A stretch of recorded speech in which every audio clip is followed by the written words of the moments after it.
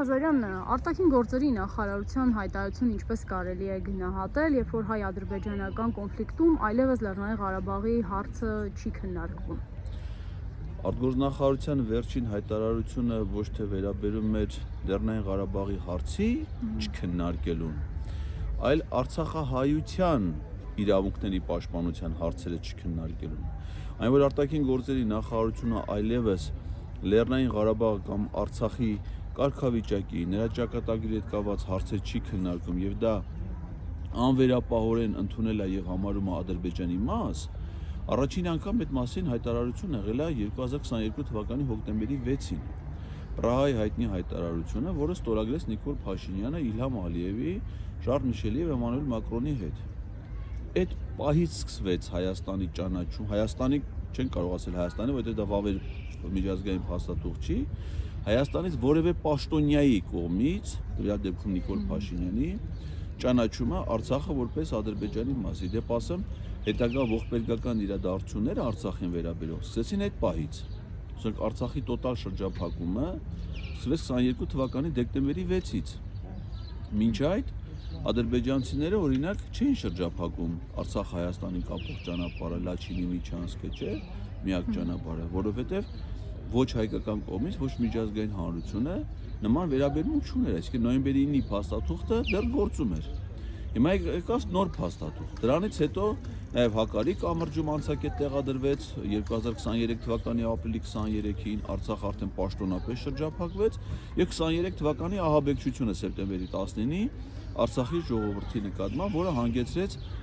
ցեղասպանության եւ ողջ մնացած բնակչության ամբողջական բռնի տեղահանության, բացառապես իրանց էթնիկ գործոնով պայմանավորված, հայ լինելով պայմանավորված։ Հիմա արտգործնախարարությունը դրանից հետո բազմիցս հայտարարություններ ա եղել, նաեւ 23 թվականի հոկտեմբերի 5-ին Գրանադայի հայտարարությունը, որը ստորագրեց Նիկոլ Փաշինյանը առանց Իլհամ Ալիևի, նշելով Ադրբեջանի տարածքային ամբողջականությունը թվերով, որի տակ ի դեպ Իլհամ Ալիևը չի ստորագրել, այսինքն չի ընդունում Հայաստանի եւ Ադրբեջանի տարածքային ամբողջականությունը որոշակի հանրագիտարանային տեղեկություններով։ Հիմա արտգործնախարարությունը ասում է Արցախահայության ճակատագրի հետ կապված հարցերը հայ-ադրբեջանական հարաբերություններում իրանք այլևս չեն դիտարկում եւ վկայակոչում են մի այսպես կոչված փաստաթուղթ սեպտեմբերի 19-ի Սամվել Շահրամանյանի ամենայն հավանականությամբ խոսացված փաստաթղթի մասին, որ ինքը Սամվել Շահրամանյանը համարում է բռնության ճնշման տակ ժողովրդին ցեղասպանությունից փրկելու նպատակով ստորագրված ապօրինի փաստաթուղթ։ Ինքը ասում է, որ իր ստորագրած փաստաթուղթը ապօրինի է, դա ոչ մի տեղեկագրում չի տպագրվել, փաստաթուղթը ամբողջական տարբերակը գոյություն չունի, ոչ մի բաց աղբյուրներում, չէ, որ մի փաստաթուղթ է ստորագրել, հանձնել է Ադրբեջանին, ընդ որում փաստաթուղթ, որը ստորագրելու իրավասություն չունի, օրինակ Արցախի հանրապետության սահմանադրությունը թույլ չի տալի Արցախի նախագահին նման հրամանագիր ստորագրել, նրա լիազորությունների մեջ Արցախի սահմանադրությամբ նման լիազորություն չի նախատեսում։ Հիմա արտգործնախարարությունը հղում է անում իրենց կողմից չճանաչված իշխանությունների կողմից ընդունված ապօրինի եւ անհայտ մի փաստաթղթի եւ ասում է, քանի որ այդ փաստաթուղթը կա, Հայաստանի արտգործնախարարությունը Արցախահայության իրավունքների հարցը Ադրբեջանի հետ չի քննարկում։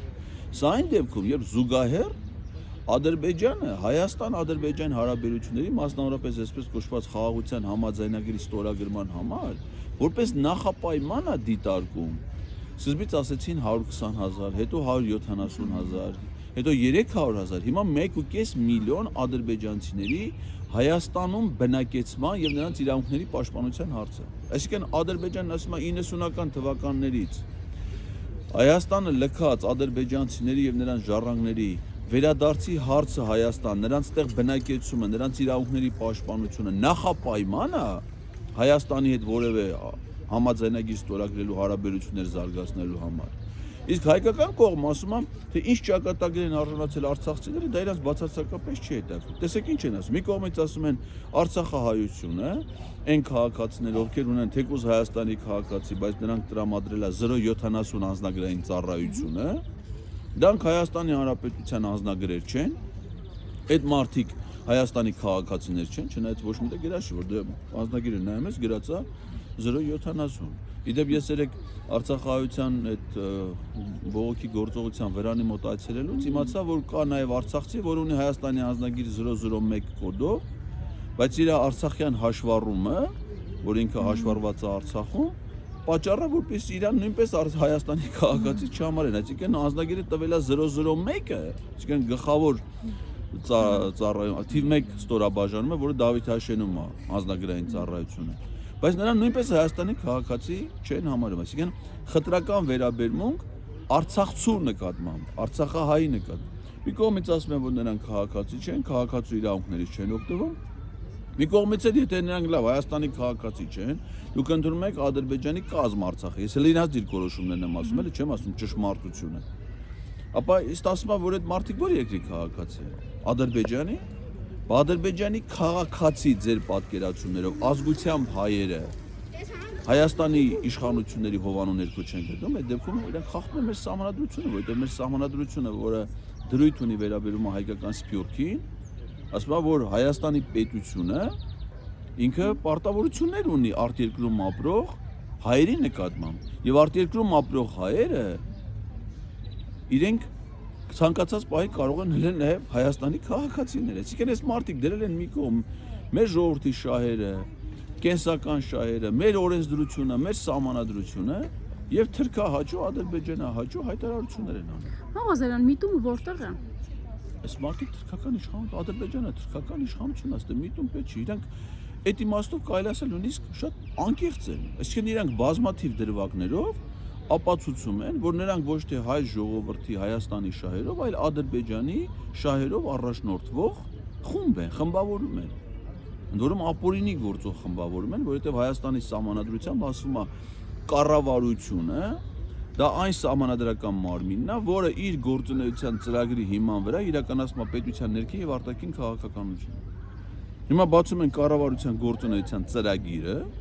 21-26 թվականին, որը ես չեմ գրել է Նիկոլ Փաշինյանը որպես վարչապետ,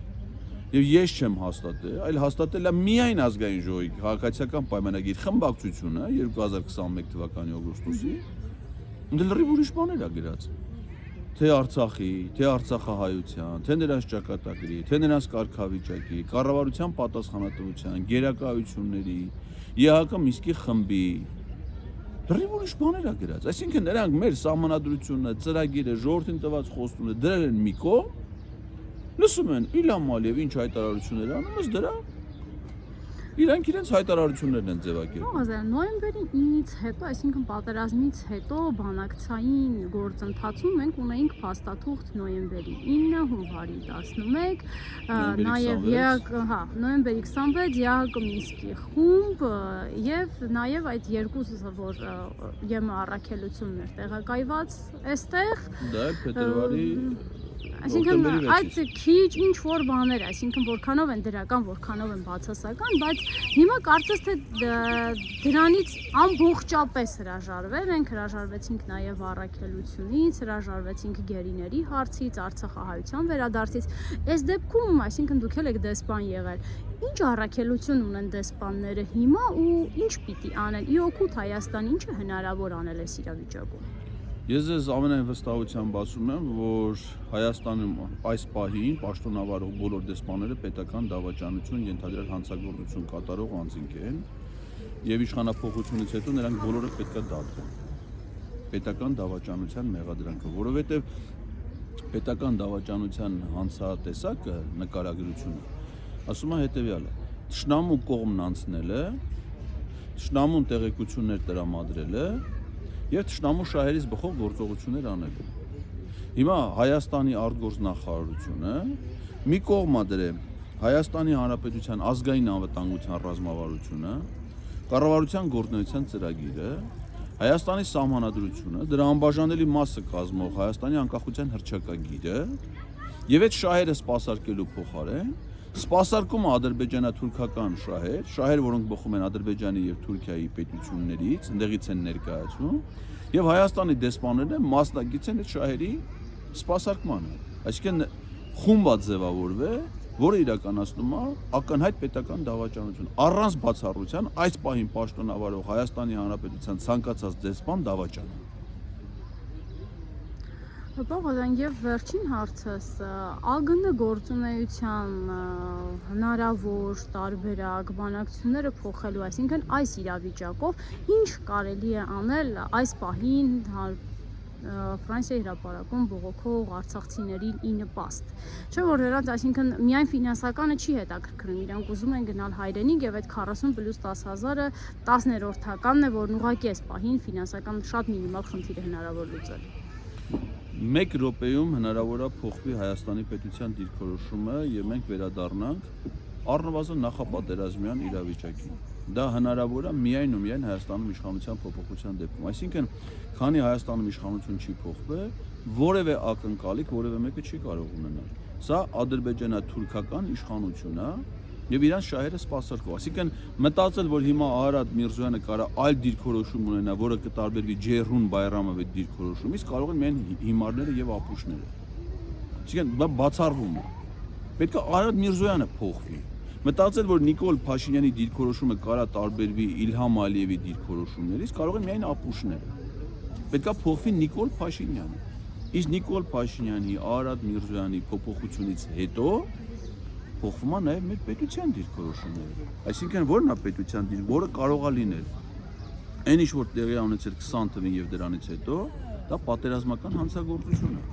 Այսինքն, Ադրբեջանի նախագահ Իլհամ Ալիևը խախտելով ՄԱԿ-ի կանոնադրությունը, խախտելով ԵԱԿ Մինսկի համանախագահության կողմից բանակցային գործընթացում առաջադրված սկզբունքները կարգավորման գործընթացի միակողմանիորեն պայմանավորվածություններով Նիկոլ Փաշինյանի հետ հրահարել է պատերազմ, այդ պատերազմում առաջացրել է հումանիտար հետևանքներ, ապօրինաբար տիրացել է Արցախի, այսինքն նաև Հայաստանի մաս կազմող տարածքներին եւ պատճառ է դարձել հայերի միայն հայ լինելու հանգամանքով պայմանավորված բնաջնջման, էթնիկ զտման եւ տեղահանության, դա ցեղասպանության հանցագործություն է։ Եվ հիմա Հայաստանը լինելով Հաագայի միջազգային քրեական դատարանի անդամ երկիր, վավերացնելով Հռոմի ստատուտը, պետք է հայց ներկայացնի Ադրբեջանի եւ նրա ռազմաքաղաքական ղեկավարության դեմ որպես միջազգային ռազմական հանցագործների։ Եվ նրանք պիտի պատասխանատվության ենթարկվեն իրենց գործած հանցանքների համար, որից հետո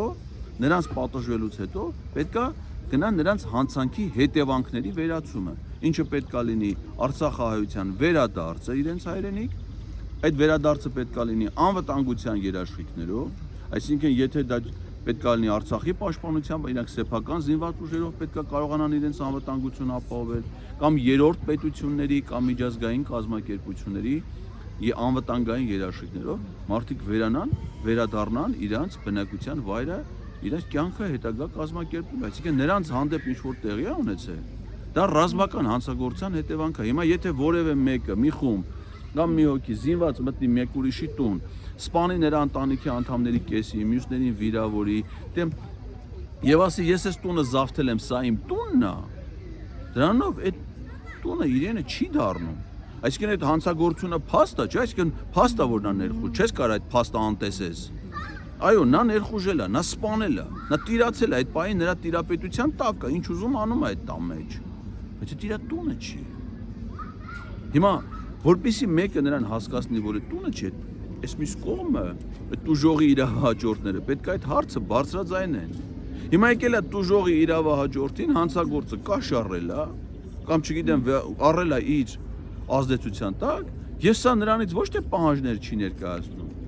այլ հլու հնազանդ կատարում է նրա նոր պահանջները։ Եվ դա չի վերաբերում միայն Արցախին։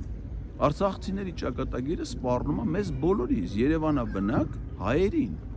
Նիկոլ Փաշինյանն է չի ասում, որ Հայաստանի տարածքի 60-ից 70%-ը Ադրբեջանի սահմանադրությամբ ունի ադրբեջանական պատկանելություն։ Ադրբեջանի նախագահն էլ այդ երկրի սահմանադրությամբ իր երկրի տարածքային ամբողջականության երաշխավորն է եւ ինքնիշխանության։ Նշանակում է ինքը պիտի իշխանություն հաստատի այն տարածքների վրա, որոնք իր երկրի սահմանադրությամբ ըստ Նիկոլ Փաշինյանի ունեն ադրբեջանական պատկանելություն։ Եվ դրա մասին ինքը չի ասում, Նիկոլ Փաշինյանն է ասում։ Հիմա մտածել, որ Նիկոլ Փաշինյանը իր դիրքորոշումները կվերանայի, մենակ մի դեպքում, որ Իլհամ Ալիևը նոր պահանջներ ներկայացնի։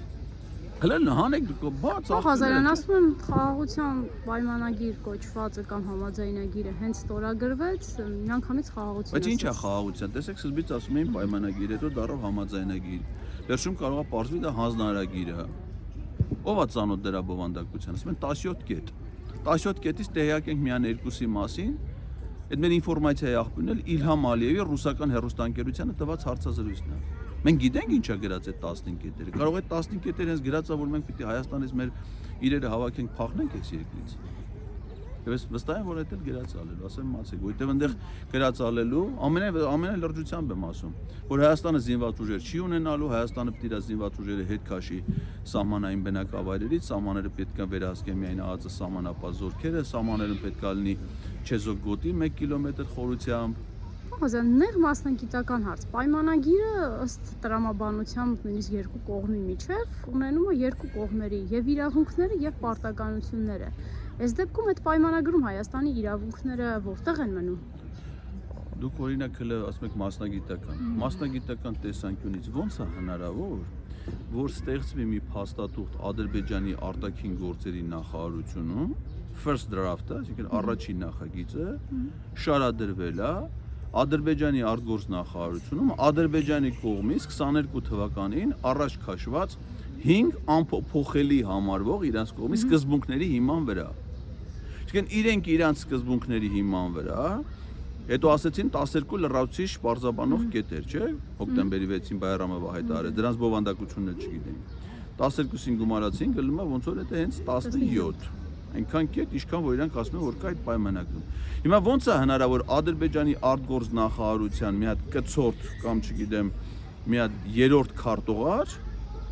շարադրի տեքստ, որը բխի Հայաստանի շահերից։ Մի տենց կետ գրի, դրան գործից կանեն։ Որտեղ ցանկացած երկրի դիվանագետ պիտի առաջնորդվի միայն իր երկրի շահերով։ Այնտեղ չի կարա հայկական շահ լինի։ Հիմա այդ պայմանագրի նախագիծը փաստաթղթի մշակվել է Ադրբեջանում,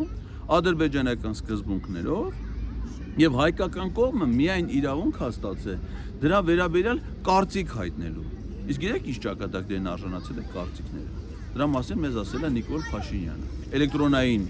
փոխանակում է միշտ եղել 12 անգամ։